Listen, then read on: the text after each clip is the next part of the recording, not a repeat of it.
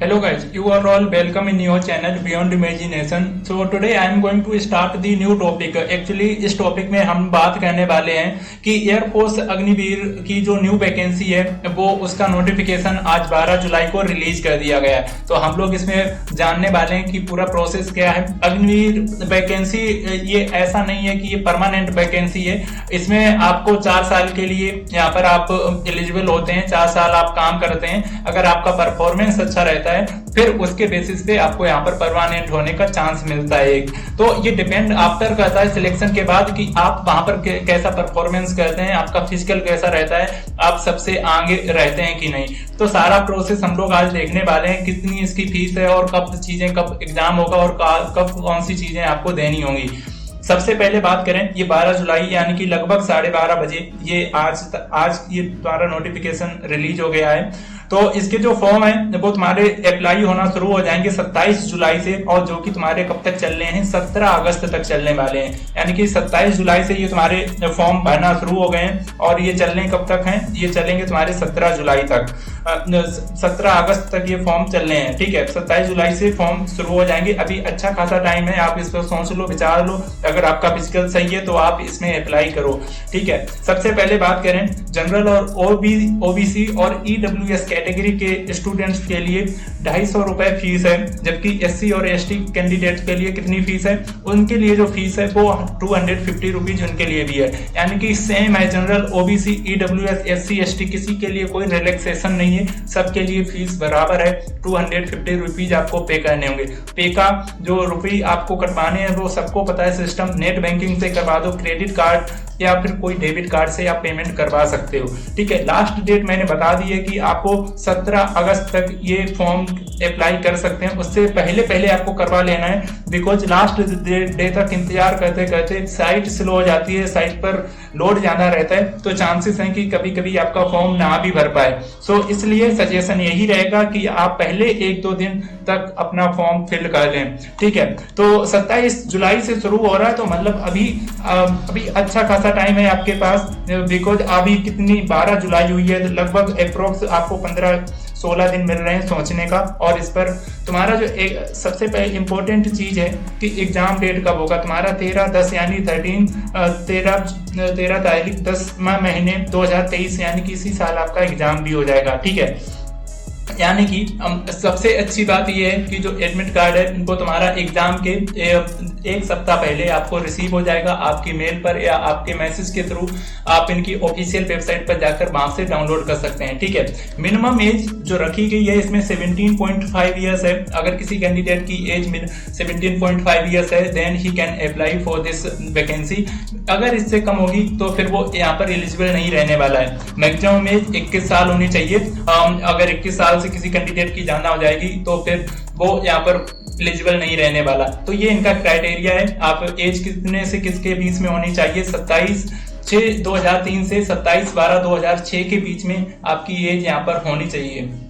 ठीक है, तो इंडियन एयरफोर्स अग्निवीर वायु इंटेक ये तुम्हारी 2024 के लिए वैकेंसी है। यहाँ पर 10+2 एलिजिबिलिटी है, 50% मार्क्स होने चाहिए मैथमेटिक्स, फिजिक्स एंड इंग्लिश में। ठीक है, या फिर अगर ऐसा नहीं है, आपके 50% मार्क्स नहीं है, तो 3 साल का कोई डिप्लोमा होना चाहिए इंजीनियरिंग में। इंजीनियरिंग मतलब बीटेक फील्ड में होना चाहिए, चाहे वो इलेक्ट्रिकल ब्रांच हो, electronics, automobile, computer science, instrumental technology, information technology. उसमें भी क्राइटेरिया है कि 50% एटलीस्ट आपको मार्क्स होना चाहिए उस डिप्लोमा में। अदरवाइज एक और ऑप्शन है कि 2 साल का एक वोकेशन कोर्स होना चाहिए नॉन वोकेशनल सब्जेक्ट में, जैसे फिजिक्स और मैथ से। ठीक है, वो भी रिकॉग्नाइज्ड बोर्ड होना चाहिए एक अपने इंडिया का, और उसमें भी 50% मार्क्स होने चाहिए आपके इंग्लिश में। तो अल्टीमेटली देखा जाए तो इंग्लिश रोल प्ले करती है इंपॉर्टेंट। 50% मार्क्स आपके होने ही चाहिए 10+2 में, जो आई थिंक सभी कैंडिडेट के होते हैं। मूविंग फर्दर, और हम लोग इसमें कुछ एलिजिबिलिटी देख लें। अगर जो स्टूडेंट साइंस सब्जेक्ट के अलावा हैं, जो साइंस सब्जेक्ट नहीं लिए थे 10+2 में, तो उनके लिए क्राइटेरिया है कि 50% मार्क्स होने चाहिए इंग्लिश में, या फिर 2 साल का वोकेशन कोर्स होना चाहिए 50% मार्क्स। यानी कि अप्रोक्स लगभग सारी चीजें सेम हैं। अदर देन ये साइंस सब्जेक्ट के लिए एलिजिबिलिटी था। और अग्निवीर जो बायोमेडिकल स्टैंडर्ड है उसका अगर मैं क्राइटेरिया बताऊं तो हाइट मिनिमम होनी चाहिए 152.5 सेंटीमीटर और चेस्ट एक्सपेंशन होना चाहिए 5 सेंटीमीटर का, यानी कि हाइट 152.5 सेंटीमीटर होनी चाहिए आपकी, तभी आप एलिजिबल हैं। अगर मेडिकल होगा, नहीं तो वहां से आप बाहर कर दिए जाएंगे। चेस्ट का जो फुलाव है वो 5 सेंटीमीटर का होना चाहिए। ठीक है, मैंने सारी चीजें बता दी। आप इसमें कौन कौन सी इसमें तुम्हें सुविधाएं मिलती हैं। इसमें LIC लाइफ इंश्योरेंस सुविधा मिलती है जो अग्निवीर को प्रोवाइड करती है। Life insurance cover of 48 lakh for the duration of their engagement period. 48 lakh rupees का लाइफ इंश्योरेंस आपको मिलता है। इसमें इसके सर्टिफिकेट मिलता है जो अग्निवीर में सिलेक्टेड होते हैं, जो काम कर चुके होते हैं। जब पूरा इनका टाइम हो जाता है एक सर्टिफिकेट मिलता है स्किल का कि ये कैंडिडेट यहाँ पर काम कर चुके हैं। लीव कर सकते हो एनुअल 30 डेज, यानी कि साल में 30 दिन की लीव ले सकते हो। कोई सिक लीव हो गई या कोई मेडिकल वगैरह लगा के आप। ठीक है, यहाँ पर अगर सैलरी की बात कर ली जाए, मंथली पैकेज यानी कि 30,000 से आपकी स्टार्टिंग होगी और इन हैंड में आपको 21,000 रुपए पर मंथ मिलेगा। 30% अग्निवीर कॉर्प्स फंड वगैरह में आपके डिडक्ट होते हैं। सेकेंड ईयर में आपको 33,000 मंथली पैकेज रहेगा, वहां पर 23,100 रुपए मिलेंगे।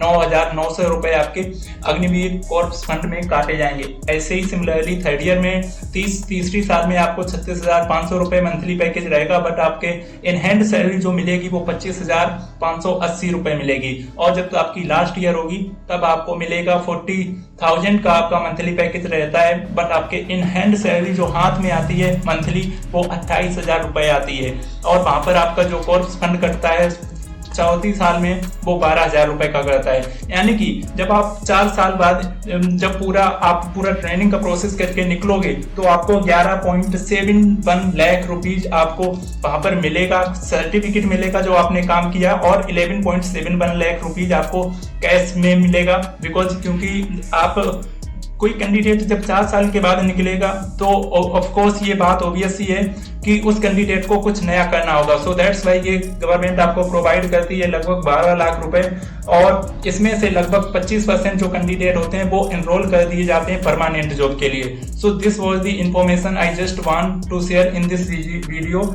और आपकी ये जो लिंक है वो 27 जुलाई को एक्टिव हो जाएगी। अगर आप इसका नोटिफिकेशन देखना चाहें तो वो नोटिफिकेशन हम आपको दिखा सकते हैं। इंडियन एयरफोर्स का नोटिफिकेशन है। सारी नोटिफिकेशन में कुछ नहीं, वही चीजें सारी डिटेल में डिस्कस की गई हैं। थोड़ा यहाँ पर बेसिक में है, वहां पर डिटेल में सारी चीजें रहती हैं। So thank you guys for today and we will see you in another video.